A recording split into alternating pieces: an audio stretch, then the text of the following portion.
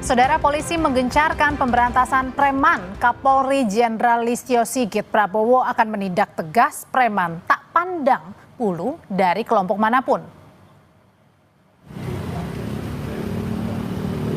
Belasan preman yang kerap memalak pedagang dan sopir angkot di kawasan Pasar 16 Ilir, Palembang diringkus Satuan Unit Reskrim Polrestabes Palembang. Uang ratusan ribu yang diduga hasil memalak ikut disita polisi. Tindakan ini merupakan bagian dari operasi pekat kepolisian untuk memberantas preman yang meresahkan warga. Di Jakarta, Satreskrim Polres Pelabuhan Tanjung Priuk menangkap 36 orang yang diduga melakukan pungutan liar sopir truk bersama uang sitaan 2,5 juta rupiah. Di Bandung, Jawa Barat, polisi menangkap puluhan preman dan juru parkir liar yang kerap meresahkan warga di sejumlah terminal, pasar, hingga pusat keramaian. Kapolri Jenderal Polisi Listio Sigit Prabowo memerintahkan operasi pekat pemberantasan premanisme mulai 1 Mei lalu. Kapolri bilang akan menindak tegas aksi premanisme yang menghambat investasi dan pertumbuhan ekonomi dengan kedok apapun. Polri tidak melihat ini dari kelompok mana. Jadi kalau memang mereka kelompok yang terindikasi menggunakan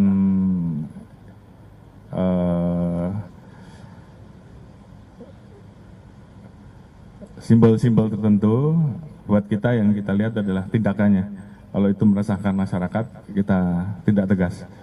Jadi apakah ini dari kelompok dalam tanda kutip ataupun siapapun itu, sepanjang itu meresahkan masyarakat, kita tidak kompromi dan kita tidak tegas. Koordinator Tim Advokat Anti Premanisme Saur Siagian meminta polisi tak hanya memberantas aksi premanisme di jalanan, tapi juga yang mengganggu usaha. Menurut saya tidak lagi dibutuhkan administratif, segera tindak. Ini menyangkut proyek strategi nasional loh. Mas Arianto tadi bilang ada uang diminta 5 triliun tanpa tender.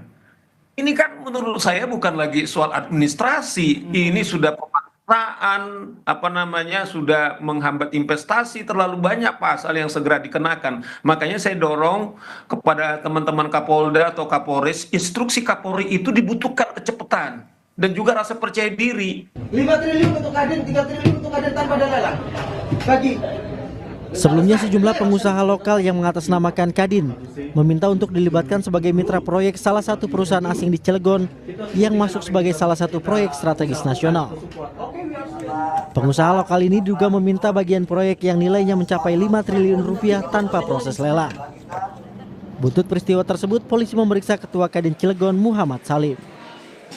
Kita sudah melaksanakan pemeriksaan 5 orang saksi, yang mana 1 orang saksi tersebut Ketua Kadin dan 4 lainnya yaitu adalah dari pihak PT Chandra Asri.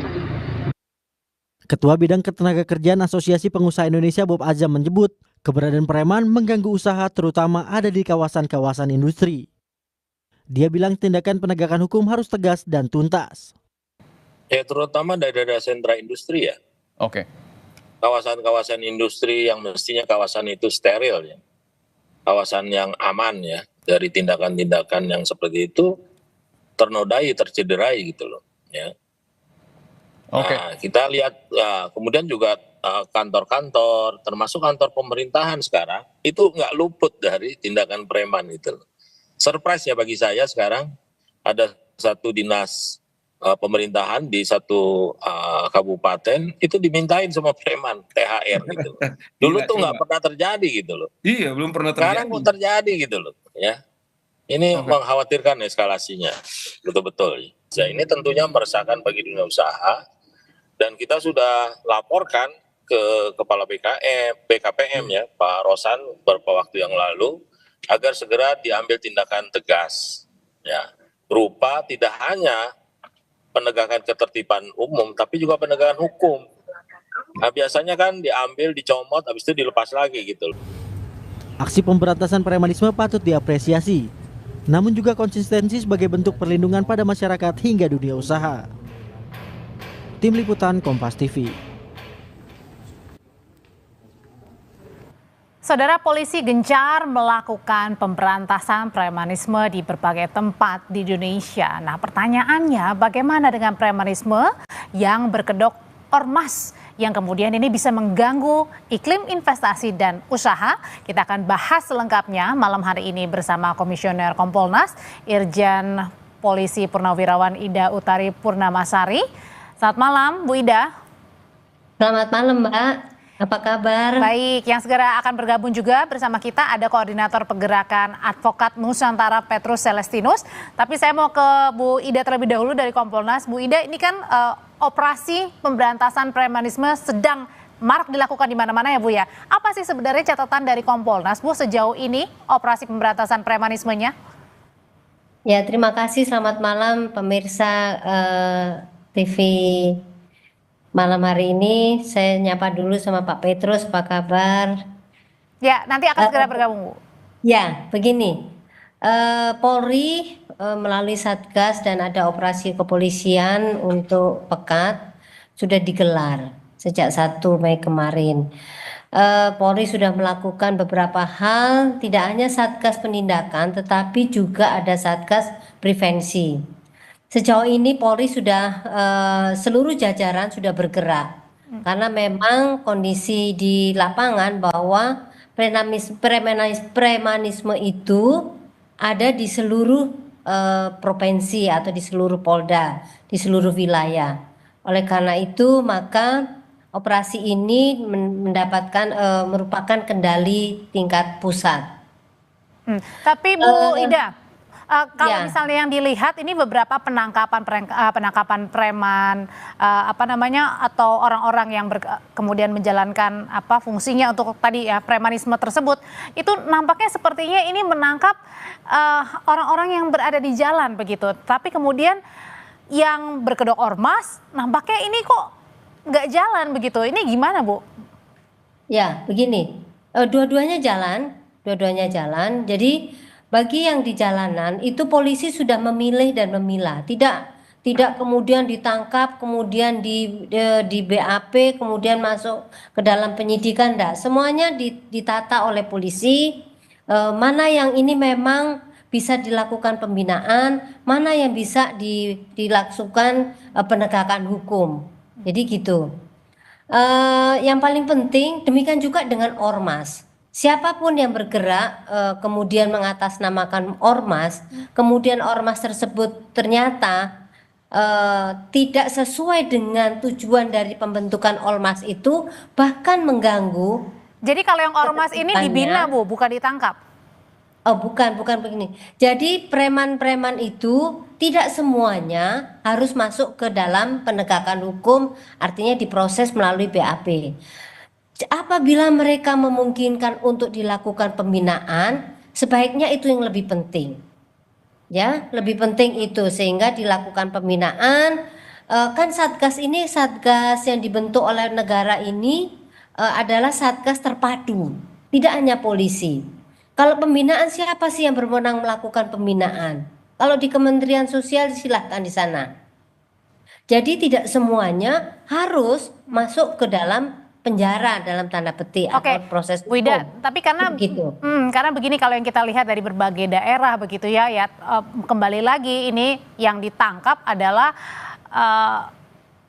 preman-preman yang berada di jalan kemudian ditangkap, dibawa, ditetapkan sebagai tersangka. Nah, tapi kalau yang berkedok ormas seperti ini kok nampaknya meskipun tadi jalan ya Bu ya, tapi kenapa tidak dimunculkan? Gini, saya koreksi, tidak semuanya dijadikan tersangka, tidak. Makanya tadi saya bilang yang di jalanan itu tidak semuanya dijadikan tersangka. Kalau mereka bisa dibina, nanti penuh itu lapas. Ribuan orang ditangkap. Oke Bu, tapi kan kalau misalnya Presiden sendiri melalui Mensesnek sudah menyatakan bahwa dengan adanya ormas-ormas kemudian premanisme yang berkedok ormas ini bisa mengganggu iklim investasi, iklim usaha. Nah, ini gimana cara menjawabnya agar tidak mengganggu lagi Bu? Kalau misalnya ormas yang berkedok premanisme berkedok ormas saja tidak ditangkap. Ya, fenomena yang terjadi adalah ada beberapa ormas yang dengan datang, kemudian dia menakut-nakuti, mengatasnamakan ormas, dan kemudian dia ternyata minta jatah, caprem namanya, jatah. Sehingga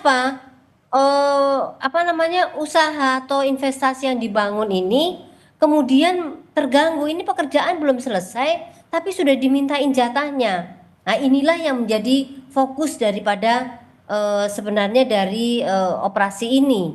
Sehingga apa? Diharapkan kondisinya menjadi semakin baik, investasi masuk, kemudian iklimnya menjadi nyaman untuk ekonomi, dan masyarakat kemudian mendapatkan keuntungan. Wida. Nah, yang paling penting sebenarnya adalah Mbak, adalah bagaimana setelah terjadinya operasi ini, kan operasi ini ada waktunya 1 bulan. Yang paling penting adalah bagaimana memaintain kondisi ini supaya tidak terjadi lagi hal seperti ini. Wida. Nah, ini yang paling penting. Ya, sebentar saya tahan di sana, Bu. Polri. Ya, sebentar saya tahan di sana, Bu, ya, karena sudah bergabung dengan Bang Petrus Celestinus. Malam, Bang Petrus. Masih di mute, Bang. Bang, kalau tadi sambil di unmute, Bang, tadi kalau dari catatan Kompolnas sebenarnya saat ini memang dalam operasi pemberantasan premanisme ini sedang bergerak ya di mana-mana begitu. Nah, tapi pertanyaannya, apakah catatan dari Bang Petrus juga dengan operasi pemberantasan premanisme ini hanya menyasar kepada preman-preman yang berada di jalan, bukan yang berkedok ormas?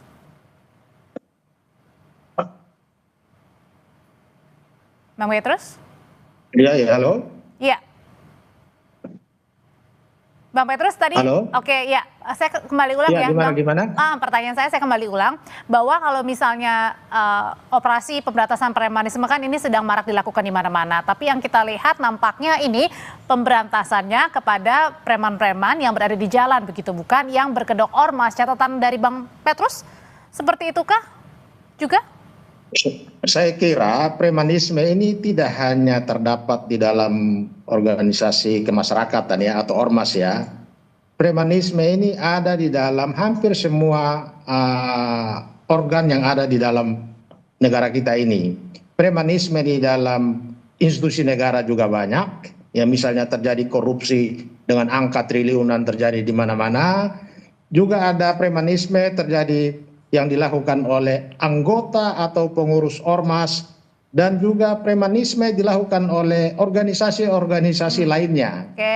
Jadi kita harus bisa membedakan premanisme atau tindakan sewenang-wenang yang dilakukan oleh anggota dan atau pengurus organisasi, dan juga premanisme yang dilakukan oleh organisasi itu sendiri. Undang-undang ormas sendiri sudah membedakan secara jelas mana yang menjadi tindakan organisasi dan mana yang menjadi tindakan anggota atau pengurus.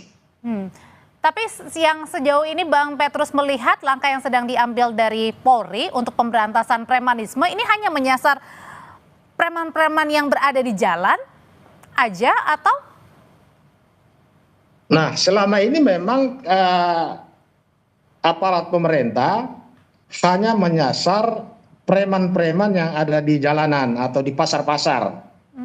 Sementara kejahatan yang dilakukan oleh anggota atau pengurus organisasi itu jarang disentuh. Kenapa Bang Petrus?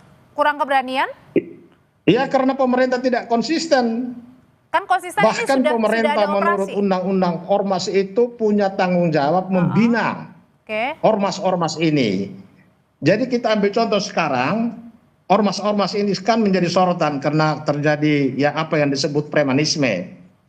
Padahal premanisme yang terjadi itu dilakukan oleh anggota atau pengurus, bukan organisasinya. Sementara tugas pemerintah membina atau memberdayakan ormas ini sama sekali tidak ada.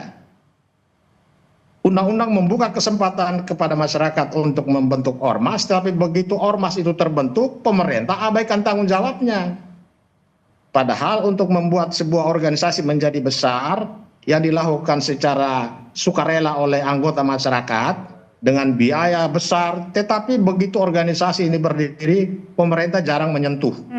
Dibiarkan begitu saja. Kenapa Bang Petrus? Jadi ini kelalaian pemerintah. Apa yang terjadi sekarang disebut premanisme ini, pertama itu kelalaian pemerintah, yang kedua cermin dari kondisi yang umum terjadi terutama di dalam institusi negara, korupsi merajalela. Buah dari korupsi merajalela itu premanisme di mana-mana. Bang Petrus tadi dikatakan oleh Bang Petrus ada seolah-olah ya ada pembiaran begitu ya. Kenapa hal ini bisa terjadi?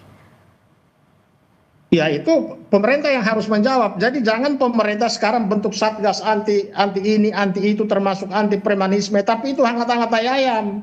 Oh ya, kita sedang live Karena ya Bang ya. mestinya setiap tindakan kejahatan dimanapun, baik di dalam organ negara atau di luar, termasuk di ormas, penegak hukum harus bertindak.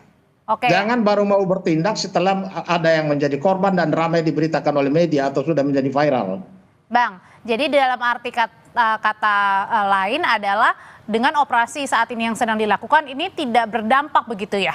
Karena hanya menyasar yang preman-preman yang berada di jalan. Bahkan masyarakat juga mulai mencurigai, jangan-jangan ini pengalian isu. Oke, Bu Ida, katanya Bang Petrus tadi katanya ini tidak berdampak kok dengan operasi pemberantasan karena preman-preman yang ditindak ini ada di jalan, bukan pembinaan di ormas-ormas. Ya, begini. Saya pikir tidak tepat lah kalau tidak berdampak. Jadi masyarakat sekarang sudah merasakan juga dengan adanya premanisme yang di jalanan, dengan adanya operasi ini sudah mulai tertata. Masyarakat merasakan bahwa oh kami dulu dipalai, sekarang sudah mulai enggak. Kemudian yang mengenai ormas, saya sepakat Pak Petrus bahwa pembinaan kepada ormas ini perlu dilakukan, itu perlu. Nah, yang muncul di permukaan adalah pada saat ormas ini kemudian melakukan tindakan yang tidak sesuai dengan sebenarnya pembentukan ormas itu sendiri. Ini yang penting. Pada saat dia sudah mulai melanggar hukum, taruhlah kemudian dia mulai mengganggu usaha seseorang, mulai mengatasnamakan organisasinya, itu yang perlu ditindak. Itu. Yang paling penting yang di jalanan ini sebenarnya adalah perlunya yaitu tadi prevention yang dilakukan oleh polisi. Polisi tidak hanya hari ini saja harusnya bekerja sesuai dengan adanya operasi ini. Yang paling penting adalah memaintain bagaimana kondisi ini akan terus berlangsung menjadi baik gitu. Patroli dilakukan dengan rutin oleh polisi sehingga efek-efek deterren ini ditumbuhkan terus. Jangan sampai ini operasi pekat selesai, kemudian orang-orangnya sebagian dibina yang kemudian ternyata mereka pelanggaran berat dan ternyata terbukti ada pidananya, kemudian maju terus maju ke pidananya itu menjadi selesai. Kalau gitu selesai. Nah, ini yang tidak boleh terjadi. Oke. Kalau gitu Bang Petrus dengan saat ini apa yang dilakukan begitu ya untuk pemberantasan premanisme ini nantinya akan menjadi PR lagi. Artinya adalah kalau tadi ingin menciptakan iklim usaha yang lebih baik daripada sebelumnya, ini bisa jadi tidak akan atau belum mengarah ke sana karena tadi tindakannya masih kecil-kecil untuk pemberantasannya. Iya, saya kira itu. Jadi yang harus dilakukan pemerintah sekarang ini sebetulnya revolusi mental di kalangan aparat penegak hukum. Karena aparat penegak hukum kita dalam menindak setiap kejahatan itu tidak tuntas. Bahkan bisa terjadi kompromi di tengah jalan. Bahkan tindak pidana tertentu itu nampak seolah-olah ada kerjasama antara oknum penegak hukum dengan preman-preman jalanan. Ini yang kita sulit memberantas preman atau sulit memberantas kejahatan. Karena dalam banyak kasus ya sudah menjadi cerita umum, cerita oleh pelaku-pelaku sendiri, mereka kerjasama. Ini yang membuat kejahatan atau premanisme itu sulit diberantas. Jadi seakan-akan ada pembiaran di sini meskipun ada operasi premanisme yang sedang berjalan. Iya. Kalau hanya sekedar pembiaran mungkin ya kita tidak terlalu salahkan aparat ya. Tapi ini kadang-kadang ada kerjasama, bahkan jadi backing. Ini yang jadi problem di bangsa kita ini. Selalu tidak tuntas. Saya tanyain hal itu ke Bu Ida. Bu Ida katanya kemungkinan ya karena kenapa tidak tuntas ya salah satunya karena ada saling backing-membacking nih antara aparat dengan ormas ataupun preman-preman. Begini, pada saat satu kondisi itu tidak ada pengawasan, maka yang terjadi adalah ada pelanggaran di dalamnya. Oleh karena itulah maka pengawasan internal, pengawasan eksternal terhadap perilaku penegak hukum ini harus intensif dilakukan. Siapa pengawasan eksternal, siapa pengawasan internal itu sudah ada. Pengawasan eksternal khususnya. Masyarakat sendiri juga bisa menjadi pengawasnya polisi. Makanya selalu saya sampaikan kepada seluruh masyarakat, jangan pernah berhenti mengkritisi polisi.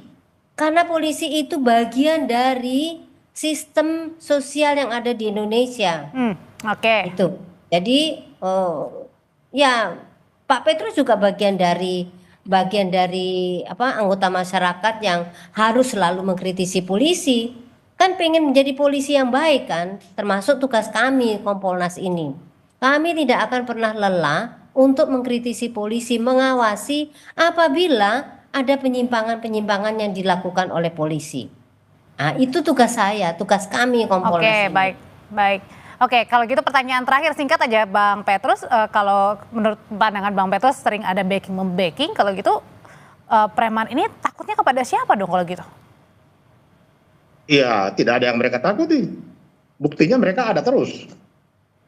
Premanisme itu ada terus di mana-mana, baik di dalam institusi negara maupun di luar. Kita bicara tentang pengawasan. Pengawasan internal yang disebut Propam, Irwasum dan segala macam macet. Pengawasan eksternal Kompolnas ya seperti tidak berdaya. Ya, saya tidak sepakat juga Pak kalau dibilang macet ya. Karena memang ini adalah proses yang harus selalu terus-menerus dilakukan. Kompolnas juga bagian dari pengawas eksternal Polri, fungsional Polri. Kami tidak diem, kami tidak tidur, kami bekerja. Dan kami mengawasi terus. Sampai hari ini pun kami masih bekerja. Hari ini bagian dari pekerjaan kami yang tidak bisa. Bahkan kami belum mandi nih, masih di dalam, karena pekerjaan kami banyak. Baik, terima kasih. Dan tidak berdaya, kami sudah berusaha untuk maksimal mungkin untuk melakukan tugas kami. Oke. Nah itu. Bu Ida terima kasih, Bang Petrus terima kasih, selamat malam semuanya.